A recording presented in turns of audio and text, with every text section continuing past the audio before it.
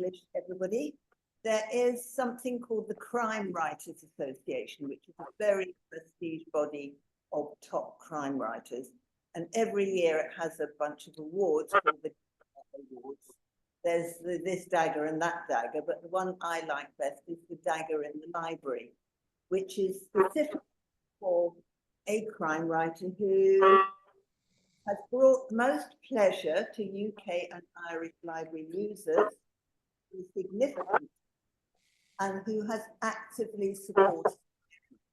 I looked up the list here, as I always do, and there was Candlish, and I thought, oh, good, I know her, because she turned up regularly for the Carnegie Library in Herne Hill, which I'm on the committee of.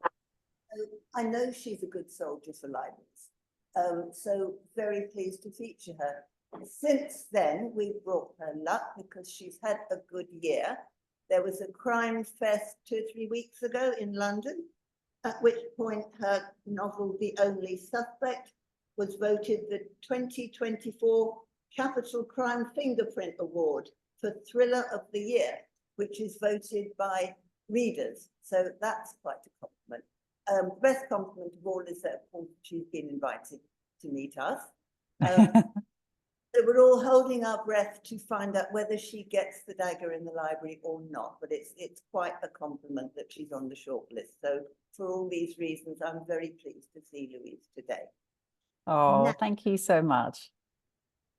I'm just wondering, you gave me a rough idea that you have a backstory about libraries. Now, up till now, I have thought Neil Gaiman, who's a superstar writer, he's got a good backstory about libraries. When he was a child, he'd spend the entire summer holidays in the library because his parents were so busy.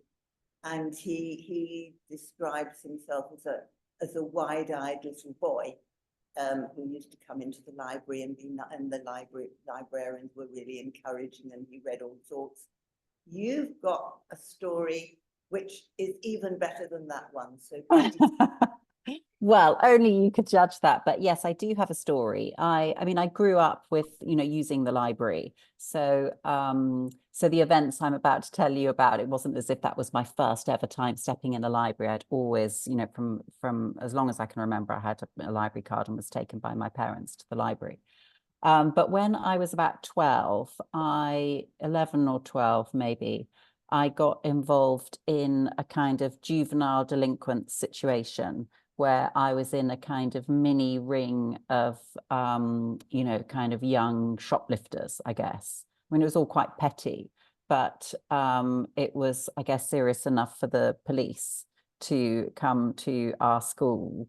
And I had to give a statement and received a sort of, juvenile caution. And as you can imagine, all of these activities had been completely kept secret from our families.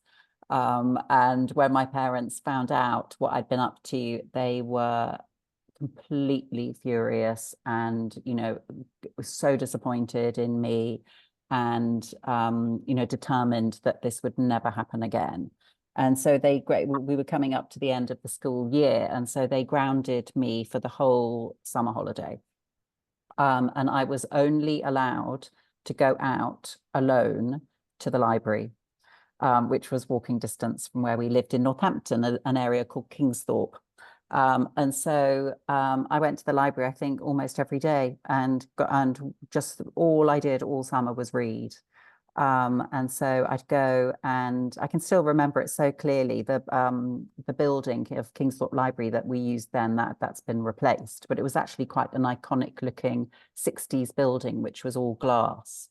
And I still remember going up the steps and all the sort of cards in the little kind of wooden containers. And I think you could get 4 books out at a time. And so I would always get the maximum ones. And yeah, so across this, I guess a school holiday is about 6 weeks, isn't it? Summer holiday. And I read the complete works of Agatha Christie and the complete works of Barbara Cartland. So that's what I did to get me through my punishment. And so I have a very, very strong attachment to libraries for that reason, because I don't think I've committed a crime since, or certainly not one worth mentioning. Well, that certainly is, I think, a more impressive story than Yeah, I've got a better story than Neil Gaiman. I'm very pleased. yeah, you weren't a wide-eyed little boy, you were something a bit different. So that's Yeah. yeah. So ever since, I assume, you've had some kind of relationship with libraries all the time. I hope you've got beyond Barbara Cartland, but I noticed that Agatha Christie is still listed as one of your favorite authors. So I Yes. think you're better than her, but there you go. How nice. Thank you. Yeah, she's a great influence, I guess, on all crime writers. And I still go back to Agatha Christie now, often actually in the form not of a library book, but you know, Radio 4 dramatization or audiobook, because I'm a terrible insomniac, so I tend to listen to audio, you know, when I can't sleep. But yes, I don't think I'll ever outgrow Agatha Christie, and there's a reason why she's still probably, is she the most borrowed? She's certainly still the biggest selling, isn't she, of all time? But I wouldn't be surprised if she's still the most. That wretched man James Patterson is right at the top now. Ah, okay. One of the worst Well, writers. he's not wretched. He's not wretched. If he's getting people to read, then that's good, isn't it? That's a great thing. But he is extremely prolific. That's the word I would use. He's very, very prolific, isn't he? And has multiple writing partners and, you know, like a farm of storytelling going on. Yeah, he's one of the few books I just had to stop. I can usually get through any book because I want to know what's happening next. But the book I read by him, I couldn't stand any more of it, so I stopped. But he is a great advocate of libraries, so I won't say anything again. No, I think he's a force for good. Yeah. I mean, I just think there's room for all kinds of fiction, isn't there? And, you know, the better stocked a library is, you know, the more choice we have to go very, you know, kind of high-end literary, or to, you know, literally the kind of most commercial page turners imaginable. And, you know, he's at that end of the spectrum, isn't he? And there's a strong school of thought that if you get people reading anything, it makes them more likely to read something better in time. So you have turned out faithfully for Carnegie Library, Herne Hill, and thank you. We've got you booked for August again, because you have a book coming out. Everybody, she's got a book coming out. I do, and I'm going to show you it. Well This done. this is hot off the press because it's not in store until July the 4th. So yeah, I'll be chatting about that one at my next visit to Carnegie, which is just, those who don't know the library. It's such a beautiful building, so it's just a, you know, real pleasure to sort of walk up the street and see it there, and go up those steps. It's probably, yeah, I think it is the closest library to me. I'm kind of equidistant between Carnegie and Brixton. Right, okay. I thought you must be around there somewhere. Yes. Now, what was I going to say? Sorry, I've suddenly gone blank. Yeah. Now, the other person you particularly mentioned as being a fan of was Patricia Highsmith, who I thought we might be the other end of the spectrum, really, from Agatha Christie. Like cozy crime, she is not really, and nor are you, I would say. So when did you find her?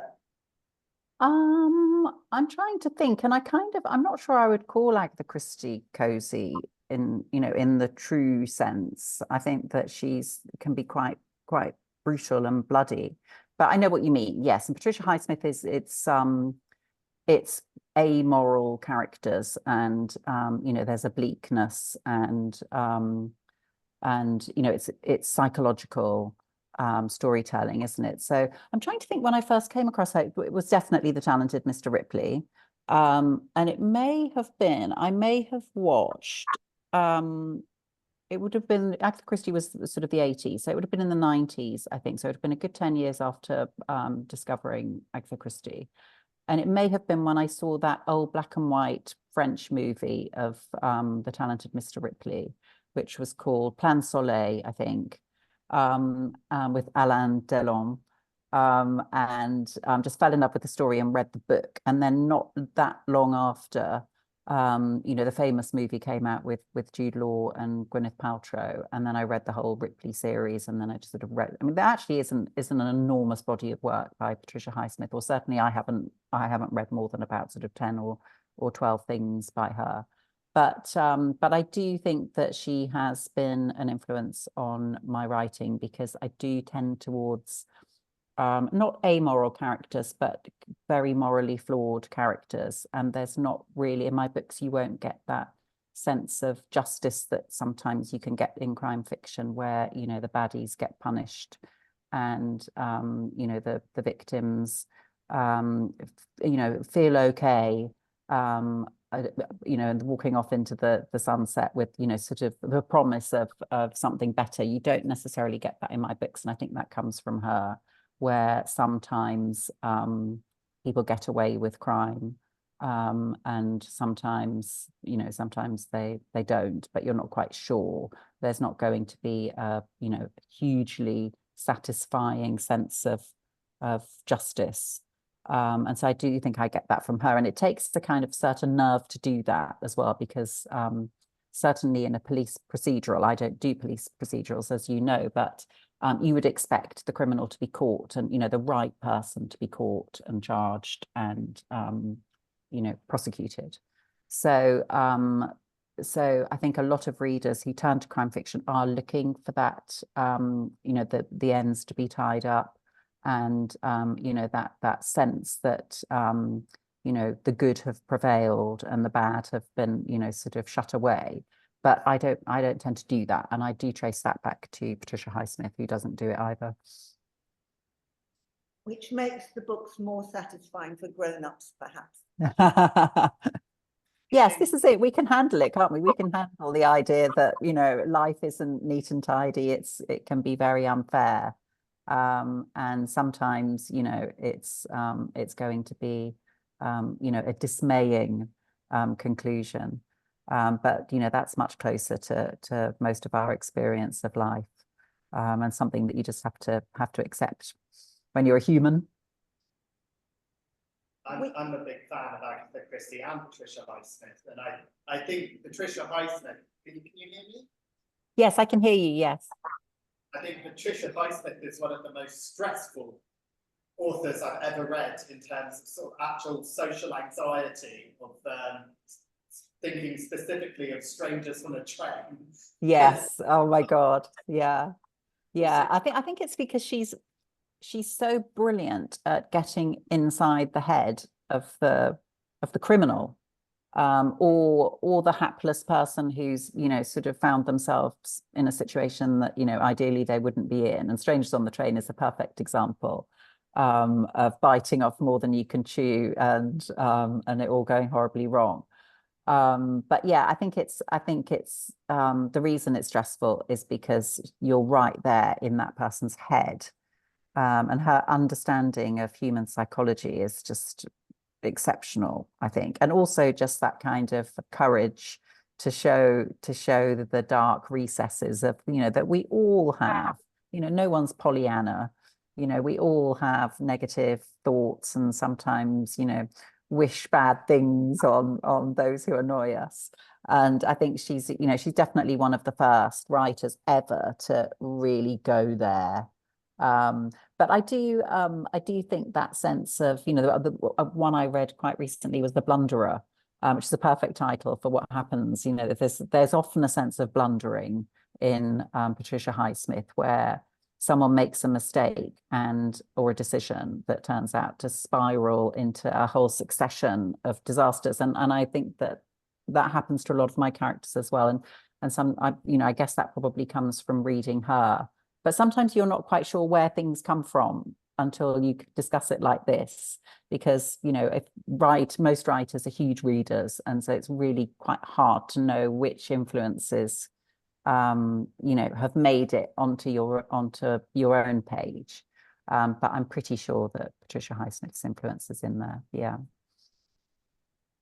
Just wanted to say that those of you who are online and have a question to ask, could you, you know, put up one of those reaction thingies, a hand or something, so we know to get hold of you. Or put something in the chat saying you want to say something. in the Yeah, and you can meantime, ask me anything, and I'll try and be try and know the answer. But I'll happy to answer any questions about my career or anything else. well, I was just going to get round to that as a matter of fact, because I've made a point of, I couldn't read all your books. That would be such glorious homework, but I just haven't had time to read it. I made a point of reading your first and your latest, not the one that's coming out in August. And I remember you said at one of our sessions at Carnegie Library, Herne Hill, that when you first wrote a book of fiction, you had done some writing stuff before, copywriting, editing, this and that.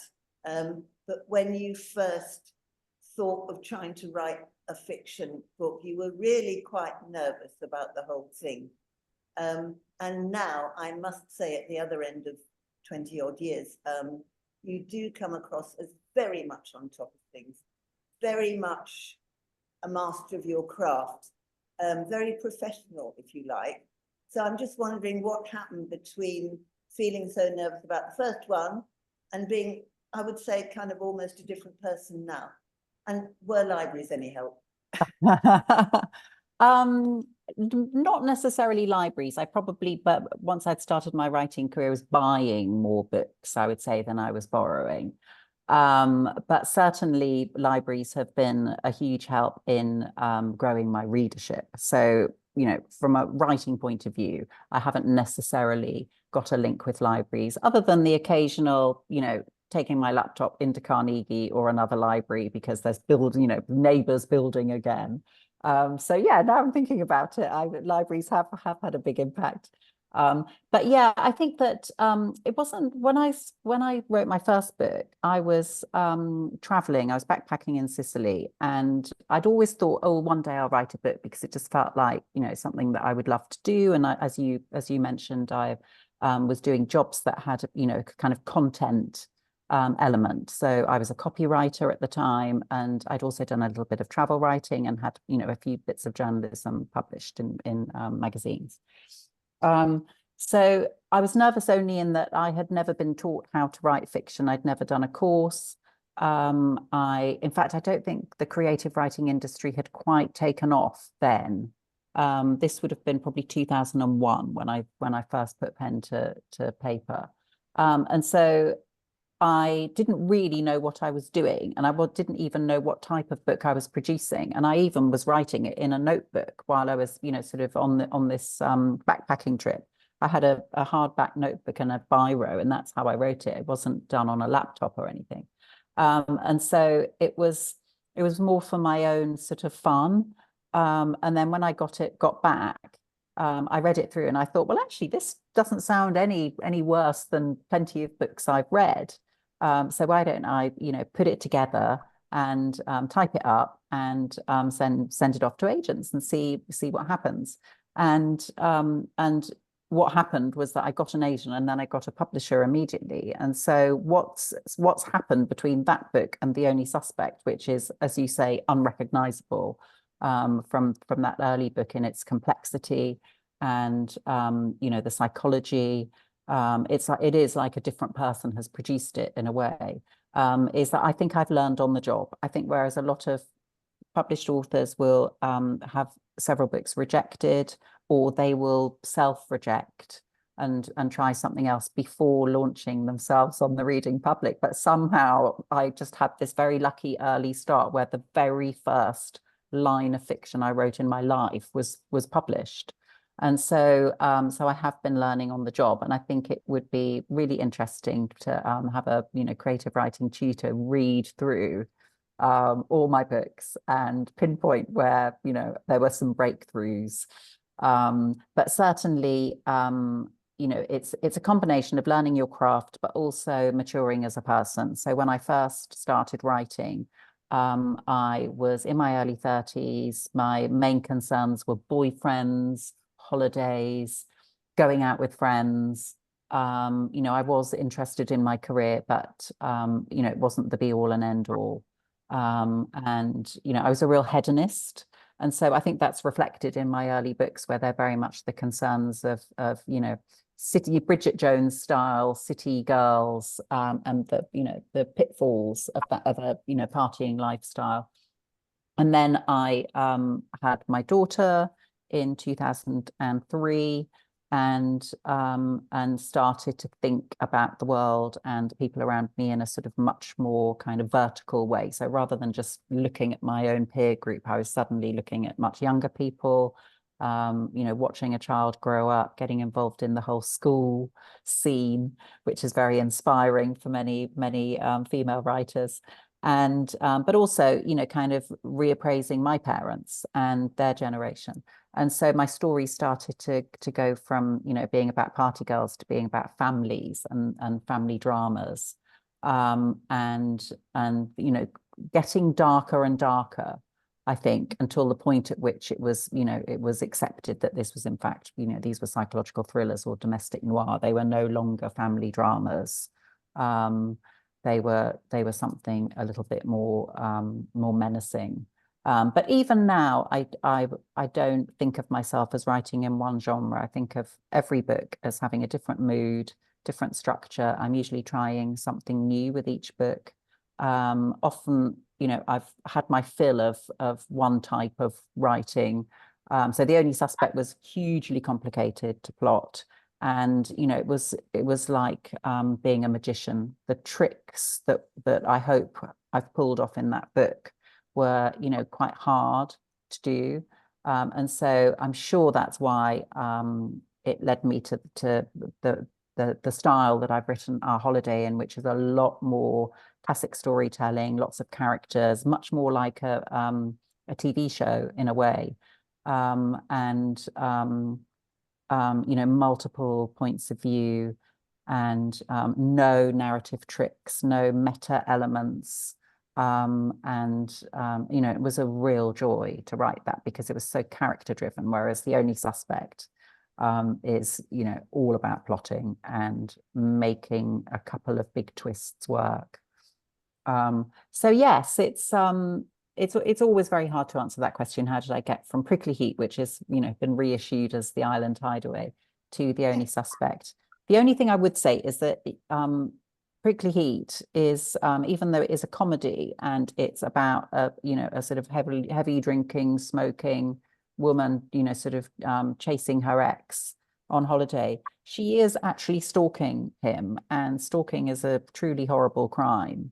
And, you know, he and his new girlfriend deserve their privacy. And so it may have been presented in this quite light-hearted way, but I think that the signs were there that I was interested in subversive behavior, I think. That's really interesting. And clearly, certain elements have encouraged those signs to make themselves more visible. There was somebody out there. Oh, by the way, this man is a librarian, so be careful. Okay. My question was about things that have interested you as writing subjects. You've sort of moved from more sort of external and hedonistic type writing to more family thrillers and things like that. And I was just thinking of thriller authors who kind of made us some of the shift. I read Karen Slaughter's False Witness.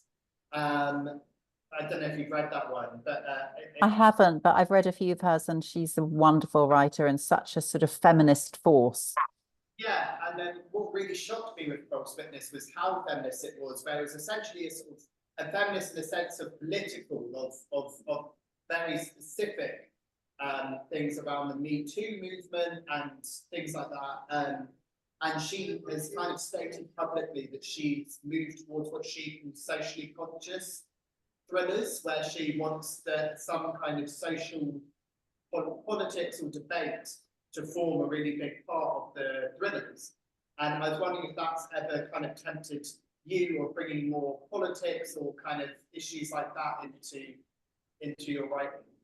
Yeah, I mean, I kind of think I do, and in fact, that's one of the things that's often cited as distinctively me, is the social commentary, which, you know, there's more and more of it. And in fact, when you read Our Holiday, the question will be answered, you know, by the book, because you probably know that quite a few of my books have looked at the property crisis in the UK, in, you know, as a background theme. So Our House and the sudden departure of the Frasers, and those people set in a street of you know, affluent Londoners in an up and coming area.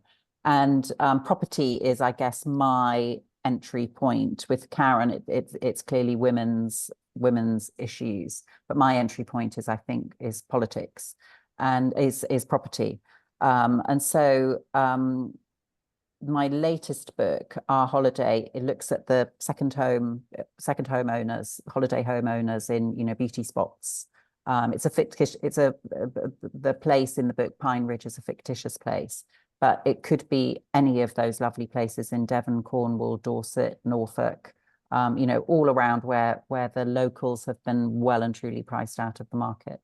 And so I think probably most of my books, you will find that there is some kind of political angle. But what I try and do is do it with a light touch, because, you know, I don't think my readers want to, you know, they don't need to know everything I know about property. And, you know, the fact that I've pored over, you know, articles in all the newspapers all year long in order to become an expert to write the book. But it's there. It sort of underpins the writing, even though I'm not displaying it. So yes, I think that probably most authors who are maturing as people will grow steadily more interested in society and societal issues and politics. You know, because you take on that responsibility, don't you? In your 20s, it's fine not to vote and to not be interested, and it's good that you are focused on yourselves and making your way in the world. But when you're middle-aged, it's time to, you know, think about what you can contribute and to take things very seriously. And you've also had decades of life to be able to compare what it was like, you know, at other periods of time in recent history. So I think it's inevitable that politics will come into the stories of middle-aged and older writers. And it's certainly there in mine. Our Holiday is well and truly about a political crisis, which is, you know, this, you know, should people be allowed to have two homes when some people don't have one, and we've got a homeless problem, and we've got houses sitting empty. And I never, ever, I hope, you know, let on what my own politics are. And I like to present it through the characters who obviously come at it from, you know, in the book, there's a couple of couples who have holiday homes on the cliff top, and they've got, you know, one of them has the best house in the village. And then you've got the workers who are serving them, living in caravans. You know, and I don't know if you know anything about caravan living, but one of the things that really shocked me is that it's not considered a permanent address, and so you can't register yourself as living there. So that means you can't have a bank account, you can't, you know, sort of set up utility bills or things like that. You know, you really are disenfranchised when you live that way. And so so I did do a lot of research into, you know, the sort of the reality of living in that way. But what you get in the book is entertainment, but underpinning it is political knowledge. And I think it's a really natural thing to happen to writers when they hit middle age. Thank you. Good answer. I'm excited to read it. It's fun. I've tried to anything that feels like it could be dry, I try and that's where I try and bring in the humor. You know, so it becomes entertaining, but you know, you might finish the read sort of maybe knowing a little bit more about the issue than when you started. Okay, a question from out there. Vera says, Laura, can you please ask Louise to what extent she thinks creative writing can be taught? There is a school of thought that anyone can write. Well, of all of the authors I know, very, very few have done creative writing courses. But again, that's partly because they didn't really exist in the, you know, in the numbers that they do now. I think that you can I think you can get a lot out of a creative writing course, but ultimately you will have the natural talent and ability or you won't. So I don't think you can be taught the natural ability. I think that you could still enjoy the course, but you likely wouldn't go on to then be, one of the, usually there's, just a handful of people, even on the most prestigious courses who go on to get agents and book deals. And I think it probably would be quite obvious to the teacher on day one who they were going to be. But that doesn't mean you can't enjoy the course, you can't produce a piece of work. There's lots of other satisfying reasons to write than being published. And, one of them is, it's like therapy, I think. Even if my books weren't being published, I would find them very, sort of rewarding, because it's a way of sort of working through your own emotions and experiences. And, clearly, you're so absorbed when you're writing that it's fantastically therapeutic. It just takes you away from your own problems. And, now the style of writing with people like Sally Rooney, it's almost like journaling. It's very, sort of memoirish. I think it's very, it's everyday living on the page. And so I don't think you would need necessarily to go on to have a career to get something out of a course. And lots of people say that it really helps them in terms of actually being disciplined, because they're meeting on the course, and you've got targets and you can motivate each other, and there's real camaraderie, I think, on some of the courses. But I don't think that you can teach natural talent, no. And that nor would you be able to teach someone who wasn't very good at tennis to a level where they could play competitively, but they could still enjoy playing tennis.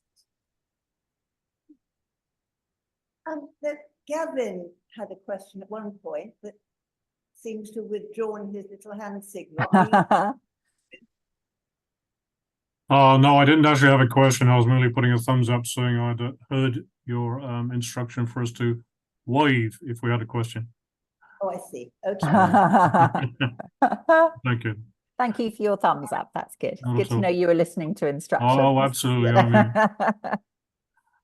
I think I could go on forever, but I think maybe we should start thinking of drawing to a close, because you've been sat there for longer than you should have been anyway, because we started late. Oh, it's no worries. I've really enjoyed it. Don't worry about that at all.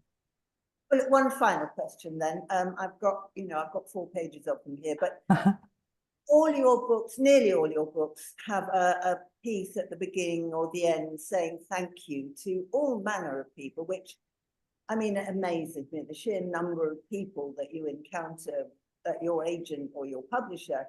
And you mentioned absolutely everybody else, booksellers, librarians, you mentioned. Oh, I'm so glad. I thought you were going to say, but you never mentioned librarians. I thought I was going to get a ticking off. People have done research, like the marketing team. I think that's really kind of you, because people are so snooty about the advertising department, I find, in magazines and publishers and things. So I just think you think of yourself as having, oh, and of course, a lot of friends and people who just said something that you remembered and things like that. So you have clearly think of yourself as somebody who has quite a lot of help when you're developing a book. I just wonder how big are librarians and all that, or how your PLR history, your loan figures, how much is that a part of what's helped you develop and change so much as a writer, I think? I think for me, libraries are, well, you mentioned PLR, so that's a fantastic source of income. And I'm probably one of the better paid authors out there. There are lots whose sort of income is under £10,000 a year from writing full time, which is nowhere near the national average salary. So any PLR is has a direct impact on whether or not we can continue to write and produce books, which is what we need. We don't want all writers to be too poor to continue and only you know, the independently wealthy people to be able to do it. So so that is, you know, that throughout my career, with the exception of the first couple of years when I didn't know about PLR. But as soon as I did know about PLR, you know, there's just been, you know, real pride in registering new books and also in getting the statements every year and just seeing how many loans there've been. I mean, it's just phenomenal. And for me, it's almost like seeing, you know, which has been my favorite child over the last 12 months and, you know, which book has been borrowed the most. And it does tend to change because once Our House came out and was a huge hit, I thought, oh, I bet that's going to be my most borrowed book now forever. That's going to be my defining book. But no, it hasn't been the most borrowed. It's usually, you know, 1 or 2 paperbacks. My most recent book that is the most borrowed. So Isidore wants to know, the librarian wants to know. What most borrowed, but you know. sorry, I didn't hear that. Your whole career. Oh, I'm really sorry. I couldn't hear that question. Could you repeat it, Laura? Like the most borrowed book, your most borrowed book over your whole career so far? I think, I don't know the figures, but I would guess that my most borrowed book, which I actually think is, although it's not officially my my biggest seller, because it was out in lockdown and they didn't count the sales in lockdown officially because the systems were shut down for Nielsen Bookscan. But I think it's The Other Passenger. I think that's my most borrowed, and I think that's my biggest seller as well, followed by Our House. And for those who don't know The Other Passenger, it was a big hit in lockdown. It was a big ebook hit actually, and a big audio hit. It was voiced by the actor Steve McIntosh, who, like many A-list actors, was available in lockdown in a way that he never would be now to record an audiobook. And yes, it was a Richard and Judy pick, which helped definitely. And probably my most Patricia Highsmith-like book that I've written, I would say. It was inspired by Double Indemnity, actually, rather than Strangers on a Train. It was inspired by Double Indemnity, and was a kind of double crossing story among commuters who ride the riverboat on the River Thames. So yeah, I think that's my most borrowed title, and also has a beautiful cover. So it's very hard to know. I mean, you'd be able to tell me if there are, you know, kind of obvious books that you know are going to fly off the shelves, or whether everyone is going for their tried and tested authors they already know. Certainly in selling books, the cover and the title are, you know, incredibly important. So looking for an actual Wondered if Yeah, tell me. Yeah. I usually look at anything that's going to be made into a film or a TV show, anything that more than one person has mentioned to me, anything I've seen on the tube, anything I've seen on TikTok, and then I think the rest of it is quite subjective, and it is things like cover and title, but those things I think, anything that anyone's actually come up and specifically requested and asked about. Yeah. So really it is directly, so library borrows then are influenced by the same things as book sales. So advertising and word of mouth. And as you say, TV adaptations. Yeah. Things that we recommend as staff, I think we know we have quite a lot of influence if we put it on a book club. Yes. Yeah, I can imagine. Yes, absolutely. I've been to a few earlier in my career. I did go to a few libraries and you know, as a guest when my book was being read by the book group, with varying levels of enjoyment. There was one famous one where they hated the book and told me so, and I left almost in tears. But generally, library book groups are so lovely, and you know, have particularly intelligent questions, I would say. You know, just sort of thinking about the book in you know, the way it's structured, and you know, the inspiration behind it. So So yes, I've had majority excellent experiences with the local book groups. All right, Louise, we really must let you go, but a couple of questions have come in, so if you wouldn't mind answering them very quickly. Of course, yeah, of course, yeah. Time you had a nice cup of tea, I think. Alison, who I happen to know lives in Northamptonshire, Oh, wants to know, has Louise ever thought of visiting a library back in Northampton lately, I suppose? well, yeah, I mean, my dad, my mum sadly has died in 2012, and my dad has moved out of Northampton town. So I never really go to Northampton anymore. I go to Northampton to the village where he is, sort of on the outskirts, but I rarely go back to the area where I grew up, which was Kingsthorpe. But I do know that there is a different library on the site of the one I was telling you about earlier, and I think it's been closed, and it seems to be involved in some sort of situation with a school taking over the funding. And so that made me think, oh, maybe I should get involved in that in some way, because it was actually quite a shock to think of, my own local library closing, because that suggests that, had I been that juvenile delinquent now, I might not have had the career that I've had. And so that means that, future writers and future readers, obviously, are genuinely missing out now with library closures. There's a fork in the road and they're taking that one, not that one.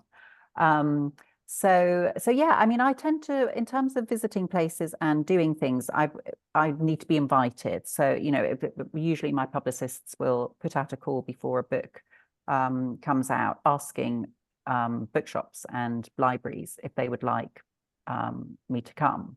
And so Northampton needs to ask, and if Northampton asks, I will definitely say yes. Well, I think Alison would be very happy to brief you on the Northamptonshire situation. She'd very much appreciate your interest. So if you don't mind. Yes, absolutely. Yes, you can put Alison in touch with me direct, and that'd be great. Excellent, thank you. Okay, look, appropriate, very quick. Last question. Louise, how hard is it to let go of your work when it's finished? Very easy.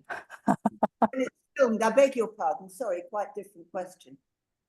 It's been, I know a lot of your books are optioned, but as far as the only one that's actually been turned into an TV drama is Our House. Yes, that's right. Yeah. I mean, yeah, I mean, it was quite a compliment. They gave it the deluxe treatment. So yes, how hard was it to let go of that? It was very easy to let go because the team who worked on that, and particularly the screenwriter who I've got to know quite well, Simon Ashdown, was just so fantastic. And they really, I think, sort of captured the spirit of the book. I mean, sort of by definition, a dramatization is going to, have to strip away some elements of a book and introduce other elements because they're completely different forms. But I felt it was so true to the book, and I was, 100% pleased with that adaptation. The same team are currently adapting The Only Suspect. So that may well be the next one. And as you say, several others are being adapted, including Our Holiday. We've just agreed with a fantastic production company, a sort of US-UK collaboration. But I find it okay to let go, but I think it's that's because I've had such a good experience. I think if I, was sent a script and it felt like it just, it wasn't anything like the book, then I'd be less thrilled and I'd be more inclined to get involved. But with Our House, I didn't really need to have any input because they were doing such a fantastic job. One of my books I'm actually adapting myself, so I'm getting, sort of direct experience of the process, and it is the most painful thing imaginable. It makes publishing seem like, where the book's in one day, the next day it's out on the shelf. It just feels so expedited compared to TV, which is incredibly, incredibly slow. And, pitch documents can go backwards and forwards for a year. And that's even before you write a line of dialogue. And commissioners take a long time to read and to make decisions. So it's been a real eye-opener. And yes, so obviously that book I won't be letting go of. I'll be, sort of closely involved in every line of it. But when another fantastically talented screenwriter and production team takes on your book, it's a joy to hand it to them and see how they interpret it in this other form. Well, look, it's been a joy talking to you and listening to you. You've certainly had enough of us. So not at all. Thank you for inviting me. If you want to stick around and hear us going on about libraries, you're very welcome to stay. But thank you so much. We've really enjoyed your presence and everything you've done for libraries, really. Fingers crossed. For the dagger, yes. And if anyone on this call was, involved in voting for me, thank you very much, because it really is an honor to be up for an award that is voted for by real people rather than industry publishing people and other authors. It really is extra special. So thank you, and enjoy the rest of your conference. Thank you very much then. See you in August. Thank you. Yes, see you in August. Bye, everyone.